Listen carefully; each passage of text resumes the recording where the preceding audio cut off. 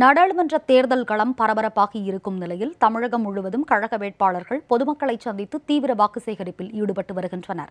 நாடாளுமன்ற தேர்தல் நெருங்கி வருவதால் கழக வேட்பாளர்கள், நிர்வாகிகள், தொண்டர்கள் தமிழகம் முழுவதும் கழக வெற்றிக்காக வாக்கு சேகரித்து வருகின்றனர். வடசென்னை நாடாளுமன்ற தொகுதி கழக வேட்பாளர் திரு பி. சந்தானகிருஷ்ணன் அத்தொகுதிக்கு உட்பட்ட திருவிக நகர், ஓட்டேரி, எஸ்.எஸ்.புரம் ஆகிய பகுதிகளில் இன்று பிரச்சாரத்தை தொடங்கினார். வீடு வீடாக சென்று பொதுமக்களை சந்தித்து அவர் வாக்கு சேகரித்தார். இதேபோன்று ராமநாதபுரம் நாடாளுமன்ற தொகுதி கழக வேட்பாளர் திரு பத்துன ஆனந்த் மற்றும் பரமக்குடி சட்டமன்ற தொகுதி வேட்பாளர் டாக்டர் முத்தையா ஆகியோர் பரமக்குடியில் முக்கிய சமுதாய பிரமுகர்களை சந்தித்து ஆதரவு திரட்டி வருகின்றனர். கழக நிர்வாகிகள், தொண்டர்கள் மற்றும் எஸ்டிபிஐ கட்சி நிர்வாகிகளும் இதில் பங்கேற்றுள்ளனர். திருவாரூர் புனித அன்னை ஃபாத்திமா பேராலயத்தில் கழக வேட்பாளர் திரு எஸ். காமராஜ் பிரார்த்தனை செய்த பின்பு இன்று பிரச்சாரத்தை மேற்கொண்டார். பின்னர் பேராலய பங்குத்தந்தைகள், கன்னியாஸ்திரிகள் மற்றும் பொதுமக்களிடம் தேர்தல் அறிக்கையை வழங்கி வாக்கு சேகரித்தார்.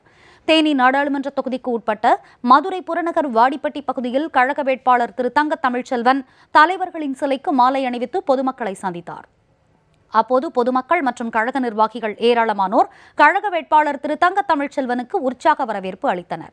சிதம்பரம் நாடாளுமன்ற தொகுதி கழக வேட்பாளர் டாக்டர் ஏ. இளவரசன் புவனகிரி சட்டமன்ற தொகுதியில் உள்ள கீரப்பாளையம், புவனகிரி, சேத்தியாத்தோப்பு, கம்மாபுரம் உள்ளிட்ட பகுதிகளில் வாக்குகள் சேகரித்தார். இதேபோன்று கெங்கைகொண்டான் பேரூராட்சி பகுதியில் வணிகர்கள், லயன்ஸ் சங்க நிர்வாகிகள் ஆகியோரிடமும் வாக்கு சேகரித்தார். இதில் கழக நிர்வாகிகள், தொண்டர்கள் திரளாக பங்கேற்றனர்.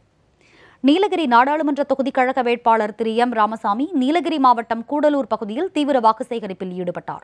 அவருக்கு கூடலூர் பேருந்து நிலையம் பகுதியில் பொதுமக்கள், கழக தொண்டர்கள் பட்டாசுகள் வெடித்து உற்சாக வரவேற்பு அளித்தனர். பின்னர் அவர் கூடலூர் நகர் முழுவதும் பொதுமக்களிடம் தீவிரமாக வாக்கு சேகரித்தார்.